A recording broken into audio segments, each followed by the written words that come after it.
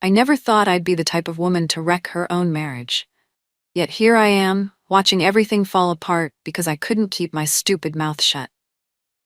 Hi, I'm Sharon, 28, and 3 years ago, I thought I had it all figured out when I married Walter. Now I'm sitting alone in an apartment that feels too big and too empty, wondering how I managed to throw away a perfectly good life. I met Walter right after I'd broken up with Vince. Vince and I had been together for 2 years, and it was intense. The kind of relationship where you can't keep your hands off each other 1 minute and then you're screaming at each other the next. My friends always said we had this electric connection. Looking back, they were probably just describing toxicity with a prettier word, but I was obsessed with him. When Vince finally broke things off because he wasn't ready to settle down, I was crushed. Walter was different from the beginning. He was stable, kind, and actually called when he said he would. He had a good job in IT, owned his own condo, and had this calm confidence I found so reassuring after the constant drama with Vince. Within a year, Walter and I were married, and I convinced myself I was happier with this peaceful life than I ever was on the emotional roller coaster with Vince. Then I got pregnant. We were both excited, Walter especially. He turned our spare bedroom into a nursery, read all the baby books, and came to every appointment. When our son was born, I suggested the name Vincent, telling Walter it was after my grandfather. That was a complete lie. There was no Grandpa Vincent. I just couldn't let go of my past, I guess. Walter loved the name, completely oblivious to the fact that I'd named our son after the ex-boyfriend I couldn't forget. After Vincent was born, everything changed. Walter was still Walter, supportive, loving, present. But I was drowning in diapers, sleepless nights, and a body that didn't feel like mine anymore. Walter would come home from work tired, but would still take Vincent from my arms, giving me time to shower or just breathe. He tried so hard. But instead of appreciating him, I found myself getting annoyed at how he loaded the dishwasher, or how he'd ask what I wanted for dinner when I clearly had no energy to make decisions. Small, stupid things. Meanwhile, I started scrolling through old photos on my phone during those late-night feedings, photos of Vince and me from years ago. I told myself it was just nostalgia, that I was just missing who I used to be before I became someone's wife and someone's mom. Around Vincent's first birthday, I did something I knew was wrong. I reached out to Vince on Facebook. Just a casual, "Hey, how have you been?" with a recent photo of me where I actually did my hair and makeup. I told myself there was nothing wrong with catching up with an old friend. Vince didn't respond for 3 days, and I checked my phone obsessively. When he finally did, it was like being hit with a wave of emotions I thought I'd buried. "Wow, you still look amazing," he wrote. "Life's been crazy, but I think about you all the time. You were the one that got away, you know?" Our messages quickly became more frequent and intense. He'd disappear for days sometimes, then come back with messages like, "I miss your laugh so much," or "I was just thinking about that weekend at the beach house." He'd say things like, "I wish you were here with me right now instead of with him, and no one gets me like you do." When I sent him a selfie after getting my hair done, he replied, "Damn, you look so good. He doesn't deserve you." It was toxic, and deep down, I knew it. But it felt like oxygen after months of feeling like I was suffocating in my perfect little life. Walter noticed I was on my phone more, but didn't question it. Instead, he tried harder, planning date nights, bringing home my favorite takeout, even scheduling a cleanings to come twice a month so I'd have less to worry about. "You seem a million miles away lately," Walter said one night as we got ready for bed. "I just want to make you happy again. Tell me what you need." "I'm fine," I said, not looking up from my phone. "Just tired." The next day, Vince sent me a message saying, "Send me a pic of you now. I need to see your face." And I found myself taking selfie after selfie until I found one I thought looked good enough. "Beautiful," he wrote back, "but I miss seeing all of you." I knew what he was asking for. I told myself I wouldn't do it. I was a mother, a wife, but that night, after Walter fell asleep, I sent Vince exactly what he wanted. And somehow, in my twisted logic, I convinced myself it wasn't really cheating because it was just pictures. It wasn't physical. As the weeks went on, my conversations with Vince got more intense. Each message was like a drug. I'd feel this rush when I saw his name pop up on my screen, followed by this desperate need to respond immediately. Meanwhile, Walter was working overtime to try to reconnect with me, coming home with little surprises that I found forced and trying too hard. "You know what I love about you?" Vince messaged one night. "You never needed anyone to take care of you.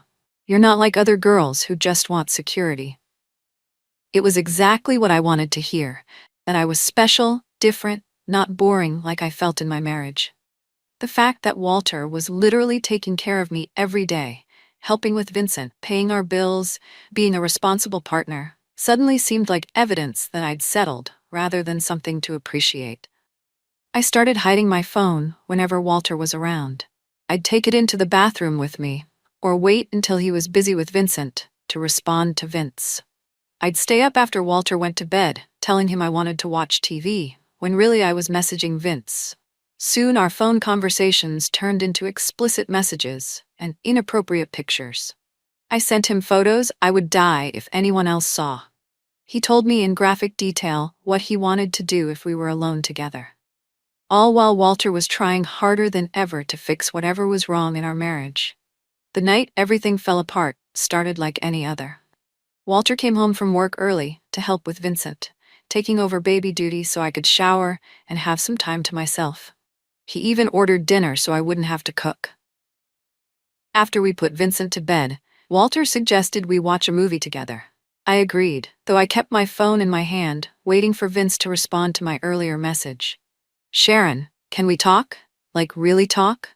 Walter asked after noticing me checking my phone again. "About what?" "About us. About what's happening here." He gestured between us. "I feel like I'm losing you, and I don't even know why. I've been trying everything I can think of to make you happy, but nothing seems to work."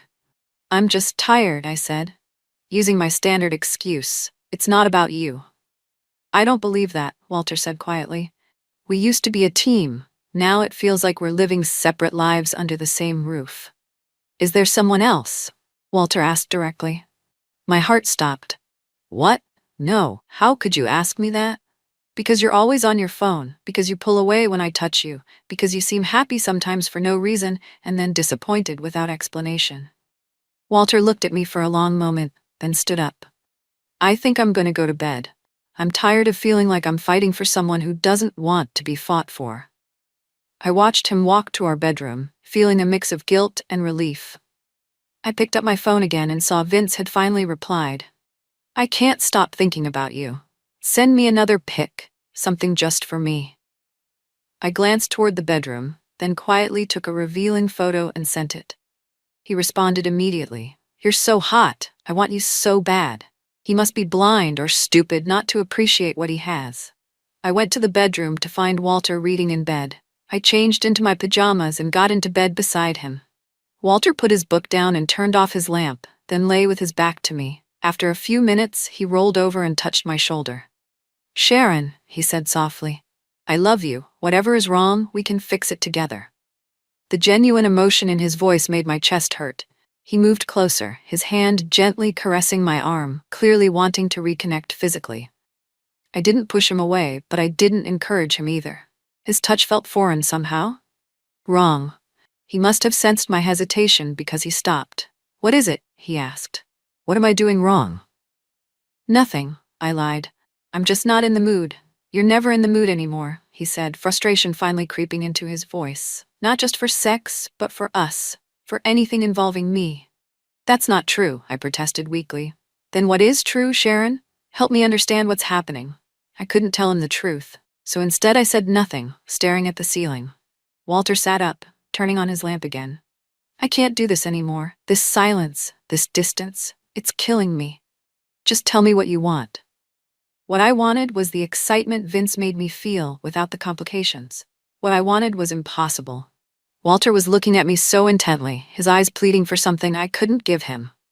And in that moment, frustrated by his neediness, annoyed by his persistence, I muttered under my breath what I thought was too quiet for him to hear. "I miss how Vince made me feel." The second the words left my mouth, I knew I'd made a terrible mistake. Walter's expression changed instantly, his face draining of color. He'd heard me. Every word. Who the hell is Vince? He asked, his voice dangerously quiet.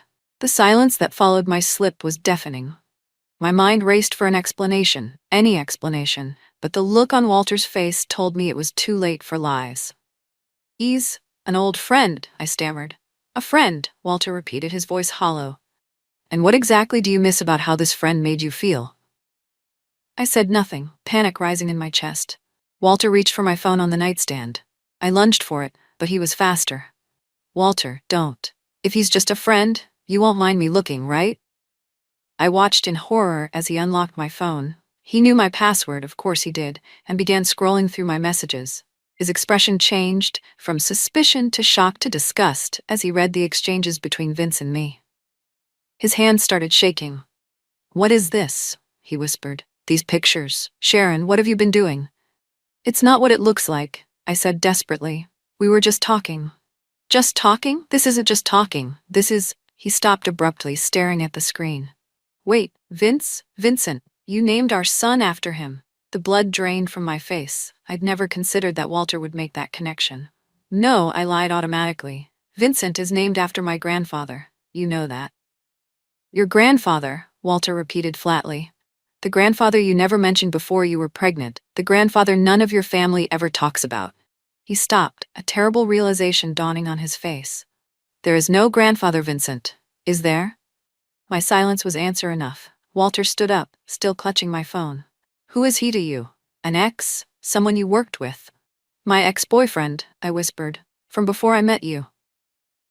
How long has this been going on? Nothing's going on, I insisted. We're just talking. Stop lying, Walter shouted, making me flinch. He never raised his voice. I can see the messages, Sharon. I can see the pictures you sent him. My God, you named our child after him. How could you do something so disgusting, so disrespectful? I had no defense. Instead, I went on the attack. You don't understand. You don't make me feel the way he does? Walter laughed bitterly.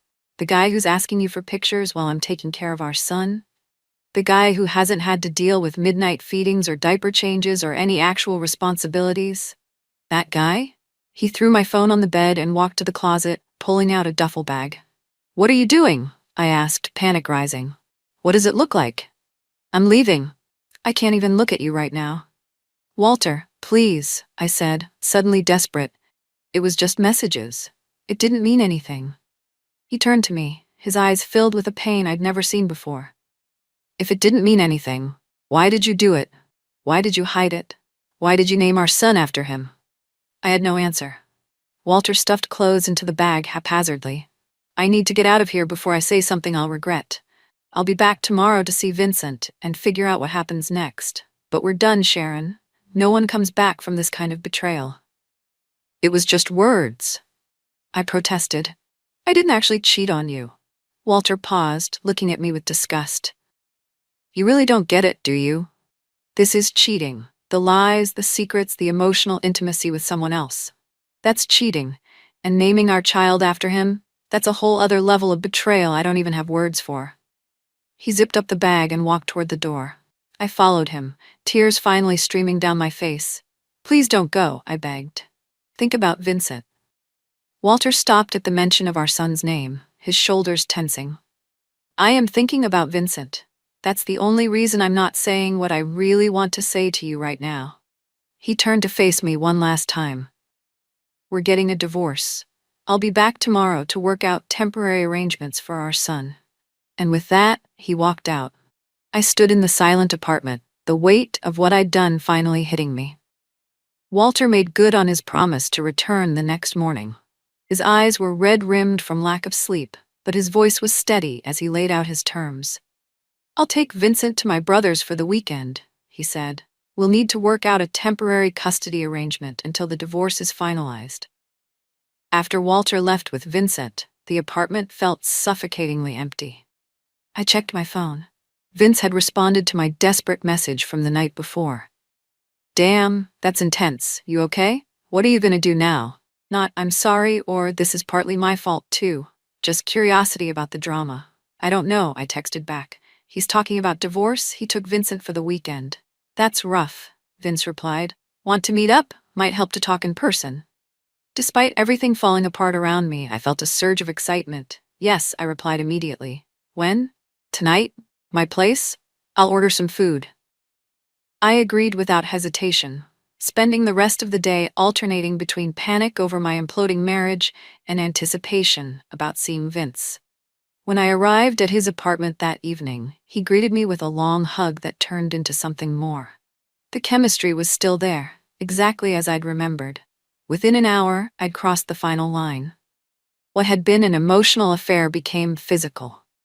And in the twisted logic of the moment, I justified it by telling myself my marriage was already over. Afterward, lying in his bed, reality started to creep back in. What am I gonna do? I asked, more to myself than to him. Vince shrugged. You'll figure it out, you always do. Not we'll figure it out, not I'm here for you. Just a casual dismissal of the crisis I was facing. My whole life is falling apart, I said. Walter's talking about getting lawyers involved. That sucks, Vince said, his attention already drifting to his phone. Hey, I've got an early meeting tomorrow, so... The dismissal was clear. I'd given him what he wanted, and now he was done. At least for the moment. Over the next few days, the pattern repeated itself. My parents called, devastated. My friends texted, some sympathetic but most shocked at what I'd done. Walter's family, who had welcomed me as one of their own, now treated me like a stranger during custody exchanges. Through it all, Vince remained inconsistent. Passionate one day, distant the next. He'd invite me over, then cancel at the last minute. He'd bombard me with messages, then disappear for days. It was exactly how he'd behaved when we dated years ago, but now I was too emotionally dependent on him to walk away. 2 weeks after Walter left, Vince invited me to bring Vincent over to his apartment. I should meet the little guy, he said, since we're getting serious again. Vincent was fussy that day, overtired from the disruption to his routine. When he wouldn't stop crying at Vince's apartment, I saw a flash of annoyance cross Vince's face. Does he ever stop? He asked. He's a baby, I said defensively, and he's been through a lot of changes. Vince shrugged. I guess. Look, maybe this isn't the best time. Why don't you drop him off with your parents or something and come back later? Just us. That was the first moment I felt a real pang of doubt about what I was doing. But instead of listening to it, I called my mom and asked if she could watch Vincent for a few hours. She agreed reluctantly, her disappointment evident in her voice. 3 months after Walter walked out, I was living in a smaller apartment with Vincent half the time. The divorce proceedings were underway, with Walter being surprisingly civil for someone I'd hurt so deeply. He spoke to me only about Vincent, his tone businesslike and distant. Vince had settled into a pattern of seeing me once or twice a week, always at his convenience, never making concrete plans or commitments. I'd started to notice the red flags I'd ignored before. How he only called when he wanted something, how he never asked about Vincent, how he made excuses when I needed support. One morning, after Vince had canceled plans for the 3rd time in 2 weeks, I woke up feeling nauseous. I bought a pregnancy test, and there it was, 2 pink lines that changed everything yet again. When I told Vince, his reaction was exactly what I should have expected, but somehow still shocked me. Are you sure it's mine? He asked immediately. Yes, I said, hurt by the implication.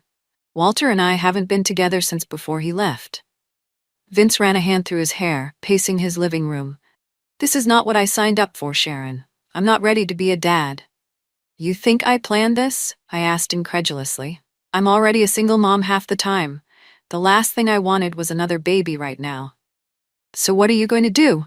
He asked, the emphasis on you saying everything. Don't you mean what are we going to do? I corrected. He looked at me for a long moment. Look, I care about you, but I never said anything about settling down, especially not with someone else's kid already in the picture and another on the way. He didn't call. He didn't text. After a week of silence, I went by his apartment only to find he'd blocked my number. The doorman told me he'd instructed them not to let me up. I'd been completely cut off. The next day was a custody exchange with Walter. As I handed Vincent over, Walter noticed something different about me. Are you sick? He asked, the first personal question he'd asked in months. I hesitated, then decided honesty was the only option left. I'm pregnant, I said quietly. Walter stared at me, connecting the dots immediately. He let out a short, bitter laugh and shook his head. "Well," he said finally, "looks like I dodged a bullet." The words stung because they were true. Walter hadn't walked out because he stopped loving me. He'd walked out because he respected himself too much to stay with someone who betrayed him so completely. And now, watching him strap Vincent into his car seat with gentle care, Vincent, the son he loved unconditionally, despite knowing he was named after another man, I realized what I'd thrown away. As Walter's car pulled out of the parking lot, I caught a glimpse of someone in the passenger seat. A woman with dark hair. My stomach twisted with an unexpected jealousy. Walter was moving on. Of course he was. Any woman would be lucky to have him. Standing alone outside my apartment building, one hand resting on my still flat stomach, I faced the consequences of my choices. I would soon be a single mother of 2 children, with different fathers. The passionate relationship I'd convinced myself was worth destroying my marriage for had been nothing but a fantasy. And the stable, loving partner I'd taken for granted was gone forever. I wish I could say I learned some profound lesson from all this, that I grew as a person or found some deeper understanding of myself. But the truth is, I'm still that same selfish woman who whispered, "I miss how Vince made me feel," and shattered her family. I still find ways to blame everyone but myself. Walter for not being exciting enough, Vince for leading me on, my friends for encouraging me, my hormones for the pregnancy. Deep down, though, in the moments of honesty that come late at night when I can't sleep, I know the truth. I did this. All of it. And unlike fairy tales or movies, there's no magical third act where everything works out. There's just me, picking up the pieces of the life I broke, wondering if someday I'll find someone who makes me feel special without seeing my selfishness for what it is. But first, I'll have to learn to live with the whispered words I can never take back.